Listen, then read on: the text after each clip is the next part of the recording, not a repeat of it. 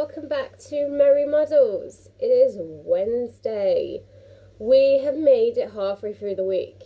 If you can't believe it, I can't believe it because it has been a manic week and I had an influx of lodgers yesterday, so I have been here, there and everywhere. And I've got a house rabbit at the moment. His name is Baloo. He might be making an appearance in a bit. It depends if the mood suits him. So today I'm going to be doing a various of bite-sized videos just to discuss some of the topics I've seen on posts and discussion boards and on Facebook, of course, just so we can cover some of those that are some of those pressing questions which seem to be on everyone's minds. Now, the first one today, I want to discuss male and female guinea pigs, which one to pick. So if you have already made your decision, or you already have your model, your herd together, and you're quite happy and you're experienced with the differences, you can skip on by, because this is for newer guinea pig owners, or someone who's even consider maybe adopting or rehoming a guinea pig. So, male and female guinea pigs. I don't have a preference, I have both. As we all know, every guinea pig's personality is different, so it really doesn't matter. At the end of the day, that guinea pig is going to be its own personality, whether it's a male or a female. So I don't think there is a distinction. Well, I don't think there's a distinct or a superior sex for guinea pigs. Personally, myself, there are pros and cons to it. We'll start with sows. Sows are usually the more popular breed that beginners or first-time owners go for. They're the sort of ones that usually are seen as the more easygoing and first-time pettish, you know, sort of not too demanding and wants cuddles, you know, sort of across the board, above the board, stamp, checked, you're good. Females are absolutely lovely. From what I've read about them as well, because I always do a little read up just to make sure the information I'm giving to you is correct, there always seems to be like, oh, the females are quieter and they're smaller. And I think to mine, I'm like, well, they're not smaller and they can be pretty damn sassy. And they're quite loud, so I don't know where these guinea pigs are coming from. But the pros of female guinea pigs, we'll just put it in bite-sized form here, are they are very good in same-sex groups. When it comes to hierarchy, there is usually one matriarch guinea pig lady. It doesn't necessarily have to be the oldest. It usually is someone who knows the ways around, and she'll take the higher point of her. She's the queen bee, basically, and she'll have to, you know, pick up the food, and she'll sleep where she wants to sleep. And mostly all the other females won't object to this. They will happily go along with that decision. Sometimes there can be a bit of a ruckus, or, you know, they may take a disliking, but it's usually smoothed over quite quickly and they will sort of get into the rhythm of their little muddle, their little social sort of situation going on. So females don't tend to get, I would say, very physical with their arguments. Basically kind of like humans, really. They're really, I don't know if you have many friends or if you're a girly girl, but, you know, they have their sort of like clique and they love it and they sort of get on in their own way, you know.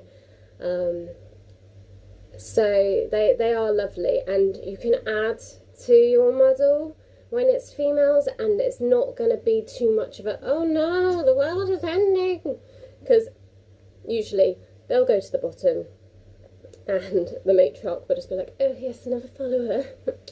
I knew it. And so life continues.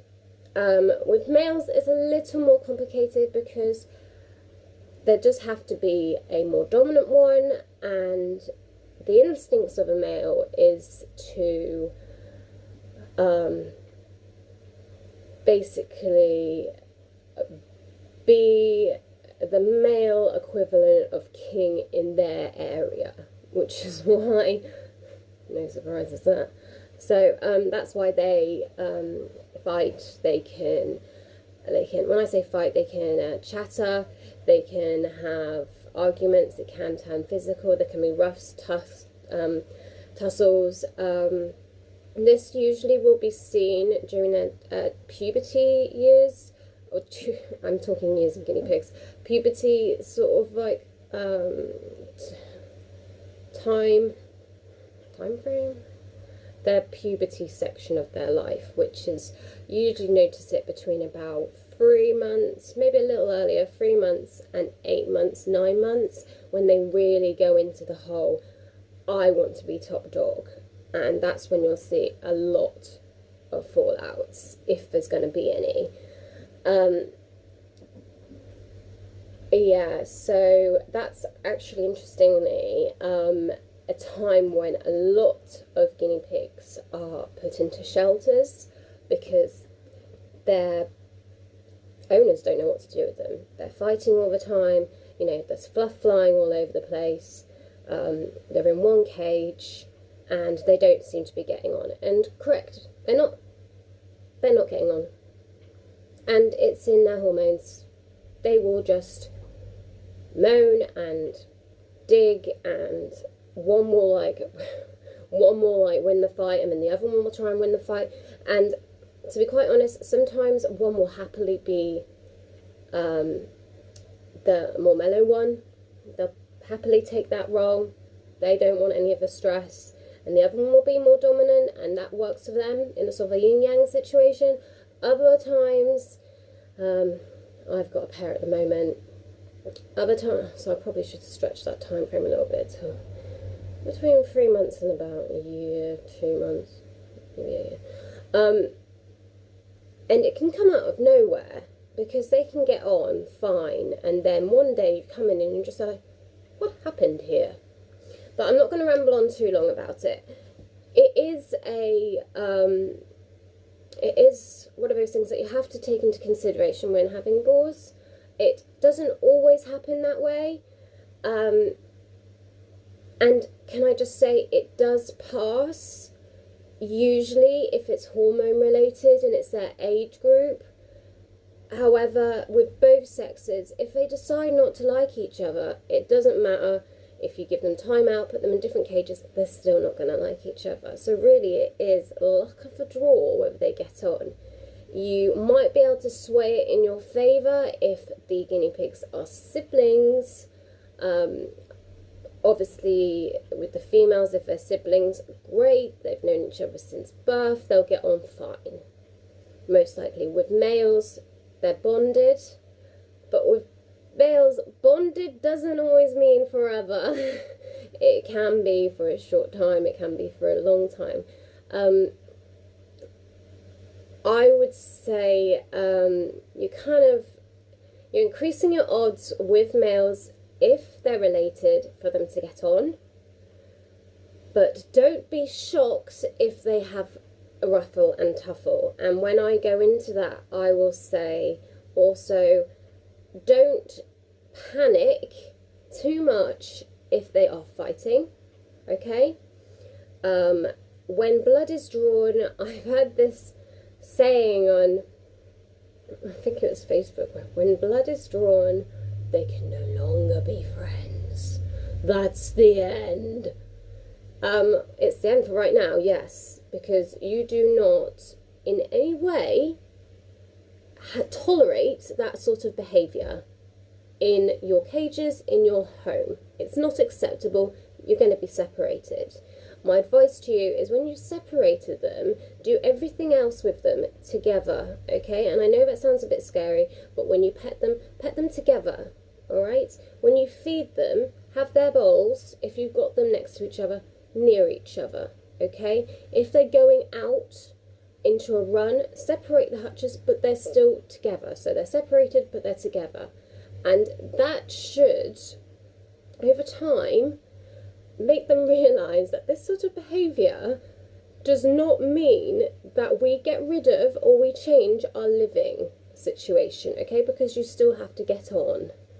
And I can talk to you more about that in training guinea pigs, or at least understanding their behaviours later on if you're more interested in that. Because yes, if blood isn't drawn and they're still scrapping, I would say separate them immediately. They can't be together.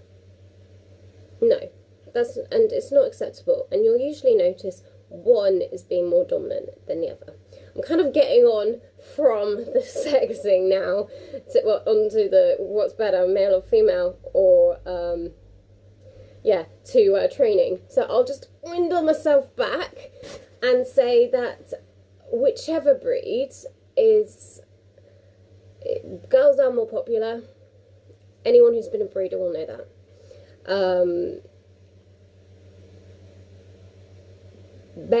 Females are less likely to fight. There is some sort of belief out there that males smell a little bit more than females. I've never noticed that. And maybe I'm just defunct when it comes to guinea pigs now, but I've never noticed that.